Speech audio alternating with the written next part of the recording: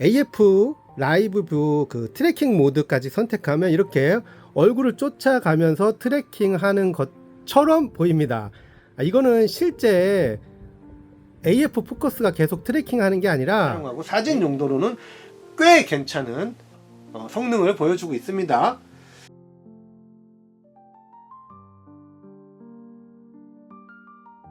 안녕하세요, 수스랜드입니다. 오늘은 옛날 구형 카메라, 구형 DSLR 카메라 캐논 600D 제품 한번 리뷰 한번 진행해 볼게요.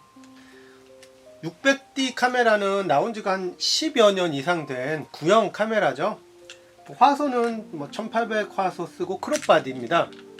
DSLR이니까 이제 안에 미러가 있죠. 요즘 나오는 미러리스가 아닙니다. 사진, 영상까지도 가능한 카메라인데, 먼저 말씀드리면 실질적으로 사진기라고 보시면 될 거예요. 영상은 스펙에 비해서 결정적인 하자가 있어서 적절하지가 않아요. 이따가 그거는 중간에 설명을 드리도록 하고요. 먼저 외형과 간단한 매뉴얼 보고 실제 동작 한번 보고 사진도 찍어보는 시간을 한번 가져볼게요. 먼저 보시면 외형 중에 가장 눈에 띄는 건 여기 조작 다이얼이 오토부터 각종 상황에 맞는 세팅 값이 되어 있는 메뉴들이 이렇게 있습니다. 동영상 전용 메뉴도 이렇게 있고요. 그리고 셔터 스피드나 조리개 값이나 아니면 완전 매뉴얼 모드를 선택할 수 있는 기능도 다 있어요. 이 카메라의 위치가 보급기 입문자용이라고 보시면 될 것 같아요. 저도 이 카메라를 수년 전에 당근으로 구입을 한 건데, 중고로 구입한 거죠, 당근에서. 근데 지금은 오히려 값이 더 비싸요. 그때 가격으로도 10만원대 중반, 약간의 하자는 있었지만 렌즈 포함해서 10몇만 원에 제가 그것도 배터리도 2개나 추가로 하나 더 있는 걸로 이렇게 가져왔습니다. 원래부터 2개를 주는지 모르겠는데 배터리도 지금 안에 하나 들어있고 여기 있고 2개입니다. 근데 지금은 거의 20몇만 원대 이상 올라간 것 같더라고요. 재테크에 성공한 케이스입니다. 자, 그래서 보급기다 보니까 컨트롤 다이얼은, 조작 다이얼은 이 한 개밖에 없어요. 보통 중급기 이상 가면 셔터 스피드를 조절하고 동시에 사이드에 여기 조리개값, F값 조절하는 다이얼이 2개 정도는 있죠. 더 상위로 올라가면 ISO만 또 별도로 조절하는 그런 다이얼도 있고요. 근데 얘는 이 하나 다이얼 한 개로 ISO 값 누르면 ISO 조절, 그냥 조절하면 셔터 스피드 조절, 그리고 조리개 설정 버튼을 누른 다음에는 F값 변화, 요 다이얼 한 개로 다 합니다. 불편함이 다소 있지만 보급기니까요. 그런 게 버튼이 몰려 있고요. 그 다음에 이 디스플레이, 여기 출력 나오게 하냐, LCD를 나오게 하냐, 꺼지게 하느냐, 그런 거를 이렇게 설정하는 그런 버튼이 옆에 있습니다. 그리고 위쪽으로는 하슈를 달 수 있는 게 있고요. 그 다음에 LCD 판에 메뉴를 띄우기 위한 메뉴 버튼이 있고, 그 다음에 인포메이션, LCD 창에 나오는 인포메이션을 정하는 그런 버튼이 있어요. 그 다음에 여기 온, 오프, 전원 넣어서 이 제품을 켜는, LCD 창으로도 볼 수 있고 뷰파인더로도 볼 수 있습니다. LCD 창을 끄는 건 여기 디스플레이 창을 딱 누르면 꺼지고 뷰파인더로만도 볼 수 있습니다.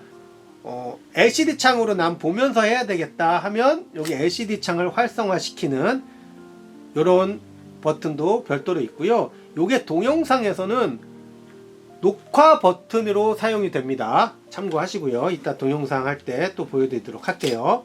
나머지 기능들, 밝기를 조금 더 조절한다든가, 화이트 밸런스, 아니면 여기 보시면 타이머라든가 드라이브 모드, 연사, 이런 것들을 세팅할 수 있는 버튼들이 여기 다 이렇게 몰려 있어요, 한쪽에. 그리고 위쪽으로는 하슈를 달 수 있고, 그 다음에 이제 플래시가 내장되어 있는, 유사시 플래시가 필요하면 내장되어 있는 플래시를 터뜨릴 수 있습니다. 그리고 이쪽으로 넘어오면 여기 보면 커넥터, 외부 장비들을 연결할 수 있는 커넥터들이 있는데 외부 장비라는 게 뭐 사진 용도도 쓸 수 있겠으나 대부분은 동영상에 필요한 장비들인 경우가 많아요. 뭐 실시간 모니터링을 하는 뭐 HDMI 단자라든가 AV 단자, 리모컨, 마이크 등등. 그런데 아까도 말씀드렸지만 동영상에는 이게 딱 적절하지 않다 보니까 여기에 지금 십몇 년이 지난 시점에서 이 커넥터를 이용하는 경우는 저는 개인적으로 거의 없습니다. 얘는 사진 용도로 주력으로 사용하고 사진 용도로는 꽤 괜찮은 성능을 보여주고 있습니다. 자, 일단 외관 설명 제가 마저 하도록 할게요. 이쪽 보면 렌즈 교체 버튼 당연히 있고요. 그 다음에 하단으로 배터리 이렇게 배터리 규격은 캐논 EOS 배터리 팩 LP-에코 8 LP28이라는 배터리를 사용하고 있고요. 그 다음에 메뉴 버튼 한번 보시면 일반적인 DSLR 카메라의 메뉴라 뭐 특이점은 없습니다. 뭐 화질도 보니까 여기 로우 파일도 저장할 수 있게끔 로우 파일 기능도 있습니다. 뭐 사실 이전 버전에 이거보다 더 밑에 거는 로우 파일이 없이 그냥 JPG만 저장되는 경우들도 제가 종종 봤거든요. 로우 파일도 같이 저장이 된다고 이렇게 표기가 되어 있습니다. 근데 저는 뭐 이 카메라로 보정까지 해가면서 쓰는 카메라가 아니기 때문에 그냥 일반 JPG 정도로만 해놓고 쓰고 있어요. 특별한 거는 뭐 예를 들어서 화이트 밸런스 같은 것도 조절할 수 있고, 그 다음에 픽처 스타일이라고 해가지고 화면 색감을 미리 좀 지정해 놓고 그런 스타일로 나오게끔 하는 세팅 값대로 할 수도 있고, 자기가 그 세팅 값을 변경을 할 수도, 편집을 할 수도 있더라고요. 그래서 그것들은 한번 나중에 사용자 설정 같은 경우에서도 할 수가 있고요.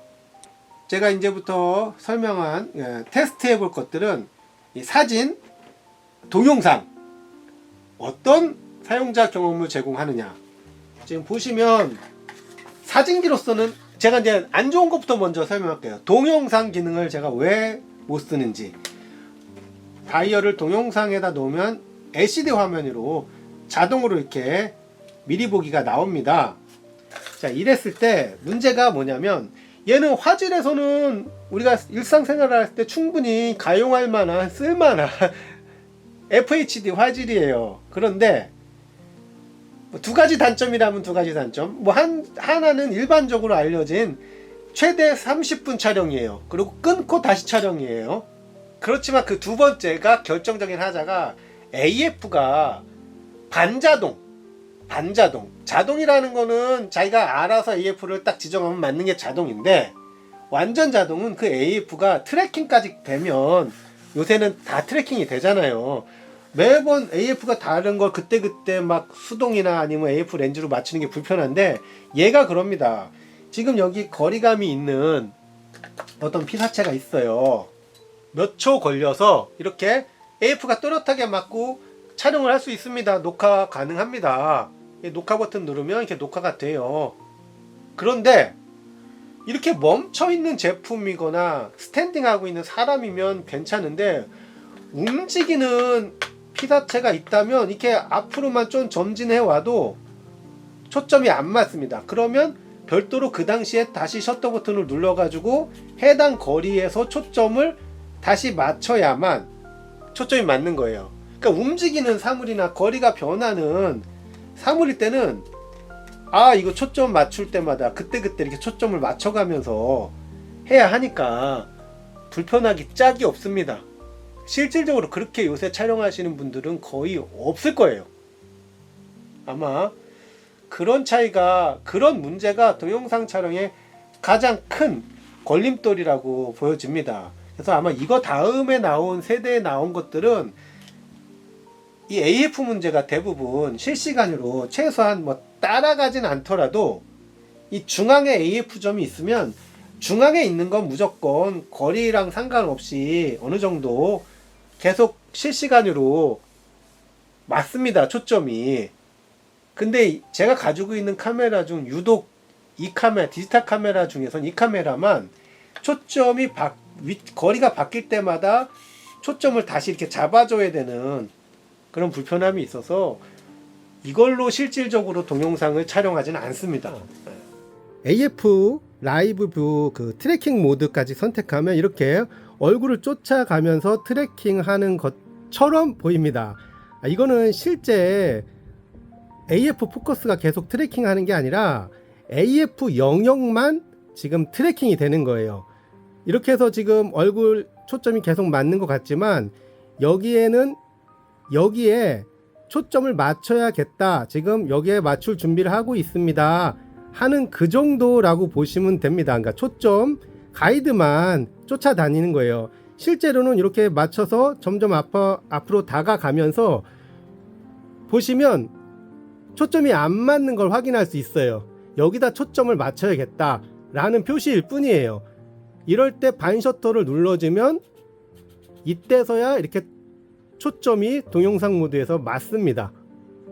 그러니까 지금 이 트래킹하는 요 포커스 영역만 보고서 자동 트래킹이 되구나 라고 혼동이 올 수 있는데, 실제 포커스가 맞는 게 아니라 포커스를 준비한 잡을 공간을 미리 쫓아다니는 정도, 그 정도라고 보시면 될 거예요. 네, 이렇게 번셔터를 눌러야 다시 초점이 재조정되는 게 완료됩니다. 그러니까 동영상 찍을 때는 상당히 불편함이 있다고 보시는 게 맞을 거예요. 사진은 하지만 조금 불편함이 있어도 가능합니다. 사진은 뭐 순간적으로 포착해서 찍어주면 좋겠지만, 그래도 멈춰진, 해당 거리에 그냥 멈춰진 그런 상황이기 때문에 한 1, 2초 동안 초점을 맞춘 다음에 찍으면 멈춰진 화면이라 사진으로서는 충분한 가치를 발휘한다고 생각해요. 물론 AF 요즘 나오는 것들은 0. 몇 초 만에 잡아서 바로 찍기까지 하니까 훨씬 더 유용하지만, 좀 마음의 여유를 갖고 찍는다면 이 사진기도 충분히 사진기로서의 역할, 1800만 화소면은 우리가 컴퓨터용이나 일반 스마트폰용으로 사용하는데 전혀 부족함이 없어요. 요즘 카메라 유튜버나 리뷰하시는 분들이 선명도를 확인한다고 찍어놓은 사진을 자꾸 확대해가지고 막 뭐 도트까지 보면서 비교를 하는데, 사진의 용도가 그게 아니잖아요. 사진은 찍고서 전체적인 화면과 인상을 느끼면서 맛보는 게 사진인데, 그거를 현미경도 아닌데 자꾸 늘려가지고 얘가 좋네 그럴 거면 현미경을 사는 게 저는 맞다고 봐요. 멀리 있는 풍경, 아무리 좋은 카메라 화질을 찍은 것도 거리감이 늘어나면 당연히 화소가 뭉개지고 깨지는데, 그거를 자꾸 확대해서 이게 좋네 나쁘네, 물론 장점이 있죠. 하지만 전체에서 그거 사진이 차지하는 느낌은 그건 아주 일부에 불과하거든요. 근데 그걸로만 화소가 뭐 5천만이네 1억 화소네, 그건 무의미한 사진의 논쟁 같긴 해요. 물론 뭐 300만 화소, 말도 안 되는 옛날 디카 초창기에 나온 그런 걸로는 일단 눈으로 보기에 선명하지 않으니까 불편함이 있을 수 있으나, 1200만 화소만 넘어가도 사실은 어떤 선명도보다는 그 느낌이 달라지는 게 더 크다고 봅니다. 저는 개인적으로. 그래서 1800만 정도 화소 카메라로는, 사진으로는 뭐 우리가 뭐 상업 용도가 아니고 PC나 블로그 용도로 사용할 때는 부족함이 저는 없다라고 느껴집니다. 요즘의 대세가 뭡니까? AI입니다. 근데 그게 저는 그렇게 달갑지만은 않아요. 알아서 다 해주는데 그 알아서가 너무 오바스러운 경우가 있어요. AI가 사진을 찍는데 편리성을 제공하는 AI라면 적극 추천을 하는데, 내용물을 변형까지 시키는 AI는 약간 꺼려집니다. 그러니까 예를 들어서 얘가 원래 선명하지 않은 개체인데도 AI가 거기에 개입을 해가지고 추가적인 선을 만들고 진하게 색깔을 칠하고 그러면 이게 과연 사진인가 그림인가 싶은 느낌이 들기도 해요. 그래서 그게 조금 비약돼서 설명하면 뭐 달고리즘이라고 해서 쟁반을 찍었는데 달이 되잖아요. 그런 경우도 우스운 일이 생기기도 하는 것처럼, 뭐 스마트폰에 보면 AI 기능 애플이나 삼성 모두 다 굉장히 멀리 있는 건데, 과연 그게 진짜 그 색이 아닌데도 검은색이라고 판명이 되면 검은 줄을 진하게 그어줍니다. 막 그거는 사실 리얼은 아니거든요.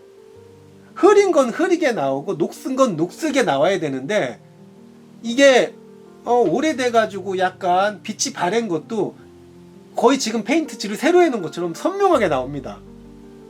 그거는 제가 봤을 때 선을 넘은 거라고 봐요. 좋게 표현해서는 보정인데, 나쁘게 표현하면 조작이라고 해도 뭐 무방할 정도가 됩니다. 그래서 편리성을 제공하는 AI 정도라면 받아들이는데, 저는 내용물 자체를 변형을 심하게 하는 거는 좀 이렇게 개인적으로는 반대입니다. 뭐 그거를 좋아하시는 분들한테까지는 제가 할 말은 없는데, 제 개인 취향이 그렇다는 얘기예요.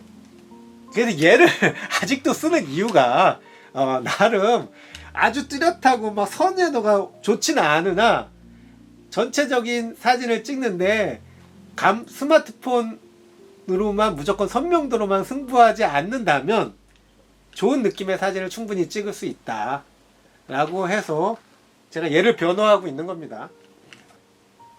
실질적으로 밖에 나가서 실내에서 찍은 사진들 뭐 이 정도는 찍힙니다 라고 한번 보면, 이거 뭐 나름 쓸만한데, 어디서 주워올 만한데, 아니면 얘는 못 써? 뭐 이렇게 판단이 설 겁니다.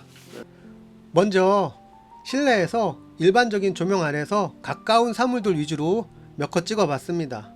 또 밖으로 나가서 흐린 날이지만 일광 아래서 골목길이라든가 사물들도 한번 담아 봤어요.